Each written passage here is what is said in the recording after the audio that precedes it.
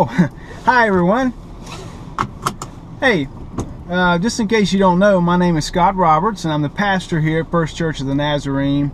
And I just want to say thank you for attending our service this morning. If you're a first-time guest or second or third time, what a blessing it is to have you with us here.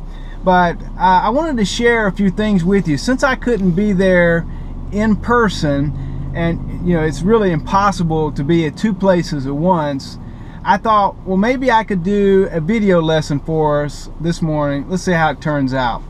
I'm going to take a ride here and talk with you as I go. You know what's interesting is something I discovered the other day about the selfie. You know what a selfie is, right? That's when you take a picture of yourself. Well, did you know that the first selfie was actually taken by a man named Robert Cornelius in the year 1829. Now, he didn't call it a selfie. All he did was just take a camera and he turned it around the opposite way, and facing him he took a picture and he published it for everyone to see. And then, of course, in 2011, there was a young Australian man who posted a picture of himself on Instagram.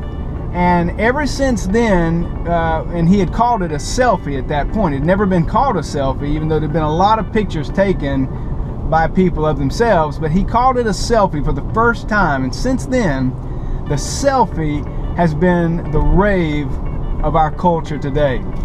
Now, I think that the selfie, there are a number of reasons why the selfie has become so popular.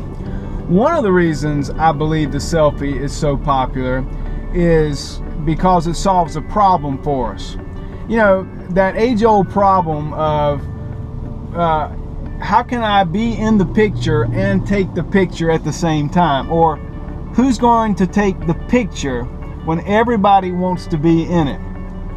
Well, anyhow, the selfie really helped that. Of course, with smartphones and tablets, it makes it a lot easier to do that kind of thing. It solves a problem for us because, you know, even though a lot of people, they don't really want to see themselves in a picture, personally, after all these years, the more I see myself in pictures, the less I enjoy it.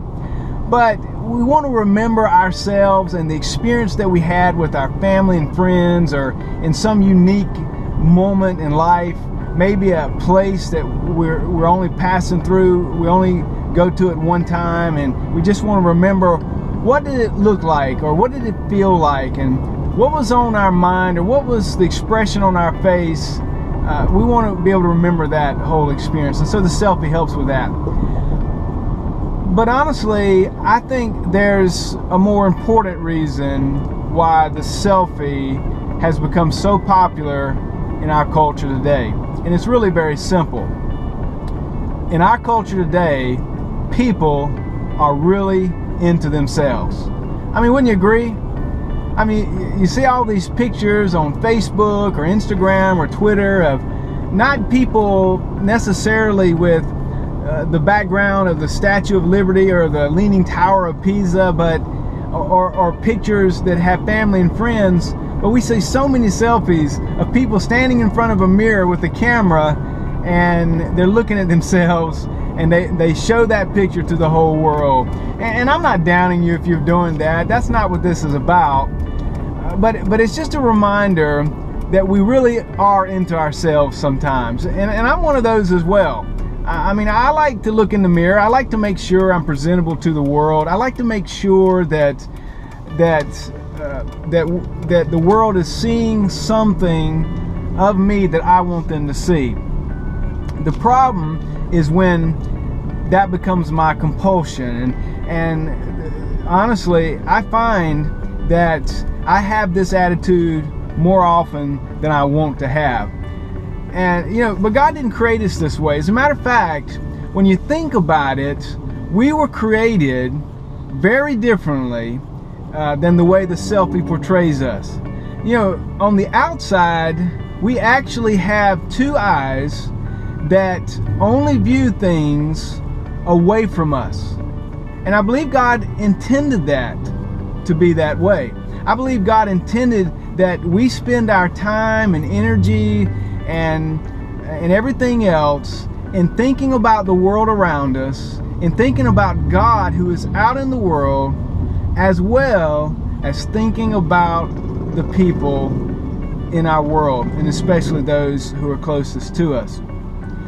But what I've discovered about myself and about all of us is that even though we have eyes on the outside, we tend to view the world on the inside as being centered in on us. In other words, our attitude is taking a selfie constantly, even though our physical eyes are looking out everywhere else. For example, here I'm stopped at a traffic light here at Gulf Coast Regional College. And you know, there have been times when I was in a hurry to get somewhere, maybe to an appointment or to the beach or to some event that was happening in some other place. And when I got to this point, there was a train here, and there's a train track over to my left, and there was a train stopped or moving very slowly across the tracks right to my left. And so and it stopped traffic in every direction. I mean, there must be 100 cars that were stopped at this place, and this is what my physical eyes see when I look on the outside. But on the inside, I'm thinking about how this is affecting me. All I can think about is that appointment that I got to get to, that place I want to be at, and how this is such an inconvenience for me. And I found that this happens in a lot of my life. Like, for instance, when one of our children once dropped a toy down into one of our toilets and stopped it up. You know, it was this child's favorite toy, and somehow, well, I don't know if they did it on purpose, it's very possible, or accidentally, but they dropped it down in the toilet. They're crying, and now they're embarrassed because the toilet is stopped up, and I'm called upon to come to the rescue. Now, I was already busy doing something, maybe studying or reading or planning to go somewhere. And here's an example right here. I'm about to, a perfect example here of a person that stops right in the middle of the intersection. And of course, it becomes an opportunity for me to think about, okay, now what am I going to do and how this is affecting me? But let me get back to the story for just a moment. When my child dropped that into the toilet, my first thought was very simply this: how could they do this to me? Don't they know that I was busy? Don't they know I don't have time to get their favorite toy out of the toilet? I don't want to put my hand down in there, but it looks like that's what's going to happen. I don't want to get that nastiness all over me. And, you know, and why do they do this in the first place? Don't they know any better? You know, 3 years old. Anyhow, well, I realize later on, after some of the frustration kind of dies down, maybe even a little anger, and after a scolding, that what's really happened here is this child, who's only 3 years old, has just dropped their favorite toy into the toilet. But you know, I was so concerned about my inconvenience and how this was affecting me, so I was taking a selfie. I was looking at life as though it was centered and focused on me, that I just in the moment didn't stop to think how this was affecting this child, any more than I was thinking about how the person who was running that train was frustrated because they couldn't get their load moving along faster, or the other 100 people in the intersection who were stopped too. Some of them may have had very much more important appointments to meet and things to do than I did, but all I could think about was me. But we weren't made that way, and God didn't create us that way, even if we are that way sometimes. And coming to know Christ and faith in Him doesn't change all of that instantly. We need a fresh teaching. We need to have a model for this. We need to know, what do we do about this, and how can we deal with this this comfort that comes when things don't go my way, when I'm inconvenienced, when life hits me in a certain direction, and all I can think about is how it's affecting me. Well, there's a story in the gospel according to Matthew of a mother and her two sons. Her two sons' names were James and John. They were actually disciples of Jesus. So they were already following him. They already put their faith in Jesus. But along the way and toward the end of Jesus' ministry, James and John's mother came to Jesus and said, Master, I would like for you to put my two sons in the picture with you. Okay? Now, inadvertently, what she was saying was, I also want to be in the picture. Okay? I mean, what mother wouldn't be proud that their sons were working side by side with the Christ himself? And so, yeah, it looked really good on her, and it really meant something to her if her sons were to get in the picture with Jesus. In a sense, she would kind of be in the picture as well. So, Master, would you please place my sons at your right and left whenever you come into your kingdom and into your glory? So, and the idea was that when Jesus would really rule in this world, and many Jews at that time thought that he was going to literally overthrow the Roman Empire, that James and John would be allowed to sit almost like princes on his right and on his left. Now Jesus' answer that he gives to the mother is so insightful and helpful, and it tells us a whole lot about God's view. What we see in this view from the mother and James and John, who of course were agreeing with mom because they didn't speak up about him, was the problem that we all have. That even though we have two physical eyes that see the world all out there and see others and how that might affect things, ultimately on the inside we tend to see life as almost exclusively how it affects us. And faith in Christ doesn't instantly fix that. We need some help with that. We need some help in changing that. And in a sense, we can only be changed if God does it. But we can at least learn and understand, first of all, about that attitude. And then maybe we can understand God's attitude a little bit better. And then maybe he can help by changing it. Well, Jesus basically says to the mother of James and John in their presence, he says, listen, first of all, you don't know what you're asking, okay?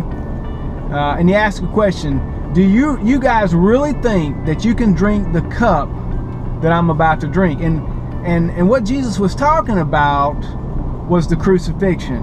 What Jesus was saying was, you guys want to be in the picture, but do you understand that to be in the picture means that you're going to have to suffer? That it's not going to be convenient for yourself? So if you're in this for pleasure or comfort or for glory, I want you to understand you're not going to get it, or at least not the way you think that you want it. But these guys, they didn't understand that. All they could think about was being in the picture with Jesus. And so they instantly said, well, of course, yeah, we can do that. We'll do anything, Jesus. And that's when Jesus says, okay, you got it. But it's not in my power to determine who's on my right or on my left side, but only God who is in heaven. And at that point, most scholars believe that what Jesus is talking about is when he is on the cross, there would be two other convicted men who would also be crucified. It's sort of a foreshadowing of what was going to happen. And we're talking about the two thieves that were on the cross when Jesus died. It wasn't Jesus' place to be able to do that. But then Jesus goes on, or to establish that for himself. Only God could do that. But then Jesus goes on to say this. He says, you know, guys, and he looks out at all of his disciples, and this is where we see the attitude of Jesus turning from life and how it just affects me to life and how it affects others. Jesus looked out at his disciples and he realized that these guys were being affected by what these two men here wanted, that his other 10 disciples were being affected by what these 2 disciples wanted for themselves. And it's a reminder that our lives are so interconnected with others that when we take action or when we want something for ourselves and we try to get it, then it has an effect on other people. Well, Jesus looks out at the other 10 disciples and the 2 that are standing beside him, and he says, listen guys, you know, those who are not Jews, and he's thinking more so about those in the Roman Empire, those who don't have a faith in God the way Jesus had a faith in God. He said, you know, guys, people like that, they're used to lording it over each other. In other words, they're used to grasping to always be in the picture, to always be the center of attention, to always having things the way they want it, to always having life at their disposal. And that means that other people around them have to serve them. Okay? In order for that to happen, they have to get it from other people. And that's what they do. But then Jesus says, but I tell you the truth. It shouldn't be like that among my disciples. It shouldn't be like that among you. And then Jesus says this. He says, those of you who want to be the greatest, let him be the least. And let him be the servant of everyone else. Wow. Now, when you think about the role of a servant, what does the servant do? When you have a guest over at your house, in those days, in first century Palestine, the servant washed the feet of the guests coming in. The servant set the table and cooked the food and cleaned up afterwards. The servant was available at any moment's notice at the beckoning of those who were present. The servant was the one who had to take the picture, but he never got to be in the picture. Jesus said, if you really want to be in a picture with me, then you got to be willing to be the one who takes the picture, the one who serves others. You need to be the one whose insides reflect how God made their outsides. So that when you look out in the world, you're not looking at it from the standpoint of a selfie, but you're looking at the world as a beautiful place that God created, but a place where God is and a place where others need to be served. Now, I don't know about you, but this teaching is sometimes very difficult for me, and oftentimes I don't get it in a moment of time or in something that happens to me, but I'm getting better at this, and I'm learning more and more that, you know, the most fulfilling life is the one that matches, where the inside matches the outside, where the person is more concerned about helping meet the needs of other people and what they want than the person who's always concerned about getting their own needs and own wants and own desires met. And that includes the unsolicited times throughout the day, like when I'm standing in line and waiting for a cup of coffee and people are complaining around me or waiting, and the barista is trying just as hard as she can to take everybody's order and get the coffee to me, and I'm looking at my watch and I'm wondering, why in the world can't they get it together? Why in the world can't they move a little faster? And maybe if I'm taking Jesus' perspective the right way, maybe what I could do is just simply wait patiently, or maybe I could ask what I could do to help, or maybe I could simply get out of line, or allow other people behind me to get in line in front of me. Or maybe I could come back at another time when it's not so busy. There are a lot of things that I could do to match my inside to my outside, but it starts with an attitude. It starts with an attitude that out in the world that have wants and needs just like I do, like the 100 people who are waiting to get across the intersection to get to their appointment while this train is in the way, or like my child that just dropped their favorite toy down the toilet, and suddenly it's an inconvenience to me. And for some of you, there are many more examples of this. Sometimes I think about this in terms of our gatherings at church from Sunday. And in truth, it's one of the main reasons why I wanted to talk about this particular attitude. Because I realize that in this culture today, if there's so many people who are into themselves and are so concerned about being in the picture and having their wants and needs, that a lot of those people are bound to be right here in our church, in this sanctuary where I'm speaking today. And if everybody is always grasping and thinking about what they want and need without thinking about the wants and needs of others, then how many needs do you think are actually ever going to get met? How many people are going to actually ever going to get served? If everybody wants to be in the picture, but nobody wants to take the picture. And so I started thinking about it. How can this be different for you and me? How can we be different? How can we apply this scripture? And so I started thinking about how it is when I arrive on the scene at church. You know, I've noticed that a lot of us have the same seats every week.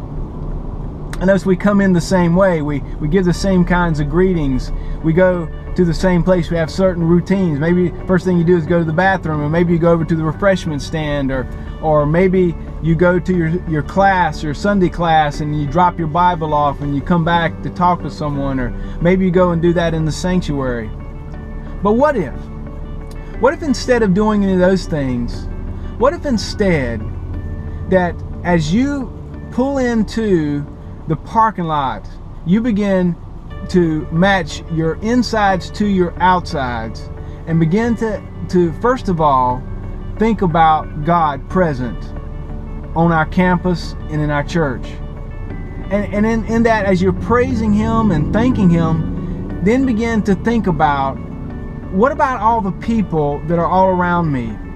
And instead of wondering, what can these people do to bless my life?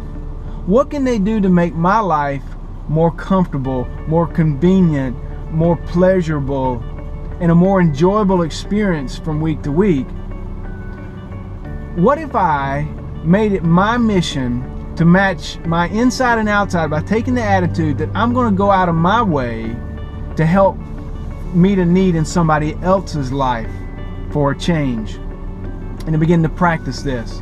For example, when I pull up into the parking lot, and instead of picking the very best parking space, the one that has all the shade, or that's furthest away from the building or closest, whatever one you would think is the best parking space, blocking the way or parking, in a certain way. But what if I started asking the question, what would be the most helpful and the greatest service in terms of my parking to the next person or to the other people that are coming to our church that morning? And then as I park my car and I look around and I start to make my way up, it's always nice to be greeted by someone, right? It's nice to have someone open the door. But what if instead I turned the camera around and I started taking a picture and thinking about other people? Well, what if I stood at the door myself and greeted everybody with a smile and a warm welcome and opened the door for them as they try to get in? Sometimes a single mom trying to come in, she's got a baby in one arm and she's got a diaper bag in the next, or someone's got their Bible in one hand and they've got a child in the other, and they're trying to get into the door. And wouldn't it just be a wonderful and very unselfish thing to go out of our way to open a door for them? And then when they walk in the door, let me tell you, Gene White bakes some of the best goodies from week to week I've ever tasted in my life. And when she walks in the door with those goodies, the first thing I want to do is just start grabbing. I mean, really. But what if, instead of me instantly grabbing, what if I found someone and said, hey, why don't you stop by the Welcome Center table and pick up one of the treats that Jean White has made for us today. As a matter of fact, here's one I'm going to give to you that I just picked off the table. If you like it, here it is. If not, then I'll get you another one. And what if I began to do this? What if you began to do something like this?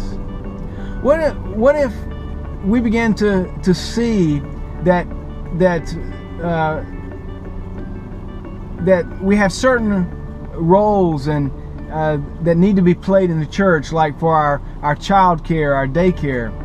What if I see I find out that there's an open spot there? I mean, it would be real easy for me to think, well, that's inconvenient, or I don't really like to do that, or I just don't have time, or I'd rather be in the sanctuary to do that. But what if instead I saw the families that would be served and the children that would be served by that, and what if I signed up? Or what if when it came to the worship service and the music, maybe it didn't quite appeal to me like other music appeals to me. Maybe I like a particular style and I didn't hear that morning. Instead of complaining about it and thinking, well, that just didn't meet my need or I didn't connect, what if I just went up to the worship team, one of the members after the service, and just thanked them for all the hard work that they put in to practicing for Sunday morning for this particular service? What if I did that? What if you did that? What if we got out of ourselves? What if we turned the camera back away from the selfie? And what if we turned it out to look at the rest of the world? Maybe I got that favorite seat that I want to sit in, and it's way in the back, because of course we know that most Nazarenes like the very back pew, right? What if I realize that when a guest comes to our church, a first time or second time guest, they would like to sit on the back row, but it's filled up because I've been sitting there? What if I started thinking about how they would like to do that, and maybe I moved up a few more seats the next time I was at church? Wow. Or what about if there was someone that was out that particular Sunday and I found out and discovered that they were out, that instead of just simply forgetting about it, or maybe I was looking forward to a conversation with them and I thought, well, here they're not here, so now I can't have that conversation. Why didn't they do that? What's wrong with them? Are they falling down their spiritual program? Or, why can't they just buck up and get to church on time? What if I, instead of thinking about how that affects me, what if I in turn just turned the camera around and started thinking about them, give them a call, send them a card, send them an email or text, let them know that you noticed they weren't there, and you love them, you're praying for them, and ask them if there's anything you can do to help? What would happen if this whole congregation this morning said, I want to be in the picture? And there are times when we can all be in the picture. But what would happen if all of us were to say, I'm going to stop just taking a selfie where it's just me in the picture, but I'm either going to include some other people in that picture with me, or I'm just going to turn the camera around altogether and I'm going to start thinking about others, whether it's at home, whether it's at the job, whether it's at school, at our church. What would happen if every one of us in this room today said, selfies are pretty cool, but life is so much better when other people are in the picture, at least in the picture with me, certainly in the picture, and their needs getting met. When Jesus talks about greatness, he says, he really means it when he says that if you want to become the greatest, then you become the least and the servant of all. And that means that there's coming a day in which, if it's already not here, when God has the camera turned in on you, and it is turned in on you, and he is watching, and he is taking film, and he is taking pictures of us. But those who have determined that that life is not going to be all about them and getting their needs met and having things the way they want it. The kinds of people who turn their eyes on the world around them and decide they're going to serve others are the ones who are going to be in the very center of God's pictures and films when we get to heaven. And it's going to be exciting. And some of the people we thought that were going to be in the middle aren't going to be in the middle, and they're going to be in the background because they were really more concerned about themselves. But those who are in the background in this life are going to find that they're going to be in the very front when they get to heaven. And I look forward to that day when we look at all those photos, when we look at all those films, and we see just what Jesus is talking about. Well, my time's about up, and I just want to thank you for being here this morning and supporting not just the worship team and not just me as your pastor, but thank you that you've come to be here and support each other and to support the mission of Christ. You see, the world is so much bigger than any one of us that a selfie really can't capture just how important what God has called us to do and to be really is. And it really is a blessing. Well, I'll probably be attending the service there in Leesburg this morning. I think by this time I should have already gone through the worship service and probably am getting ready to have some lunch. Well, I wanted to say to you one last time how much I love you, how much I appreciate you, and I pray that God blesses you on this Sunday. And I want to share one last thing. Next Sunday morning is Mother's Day. And I want to encourage you to be here. I want you to invite your mothers and grandmothers. I want you to invite your children and grandchildren. We're going to have a special service. I've got a message that I want to share with you that's entitled, What Mothers Need to Know Most of All to Get Through the Jungle Called Life. And it might not be what you think it is. So I want you to come back and see. And of course there'll be gifts and special emphases on that day. But most of all, God will be there. And we want to certainly honor Him, right? Well, God bless, and have a great rest of your service and rest of the day. And I'll see you when I get back.